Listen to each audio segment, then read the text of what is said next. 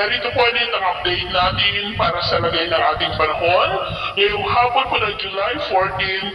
2024 na kung saan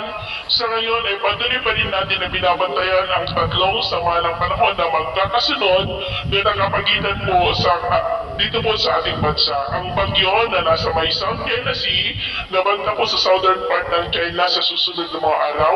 na humahatak po ng habagat na siyang dahilan ng mapagulan sa western section ng Southern Luzon, Western Visayas at Mindanao. Ang dalawang LPA po na nasa silangan ng ating bansa, ang nasa loob ng ating area of responsibility ay posible po na maging bagyo na yan between 24 to 48 hours at tatawagin po sa local name na bagyong Botchoy na malaking banta po dito sa ating bansa dahil posible itong tatama at tatawid sa ating kalupaan patungo muli sa may West Philippine Sea at nagbabanta ulit na tumbukin nito ang southern part muli ng China. Nasa labas naman po ng ating area of responsibility ay posibleng lalakas din sa susunod na mga araw. Pero paalala lamang po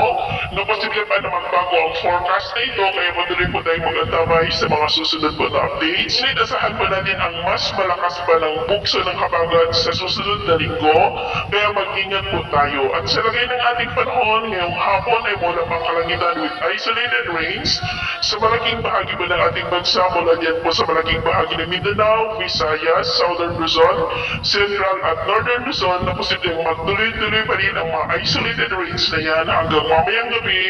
kaya mag-ingat po tayo sa posibleng banta pa rin ng mga pagbaha at pagguho ng lupa. At naman po mga baybayin dahil sa lumalakas ng habagat ay iwasan po muna natin ang papalaon lalo na po dyan po sa seaboard ng Palawan dahil ang mga alon dyan ay posibleng aabot hanggang po sa 2.5 to 3 meters height.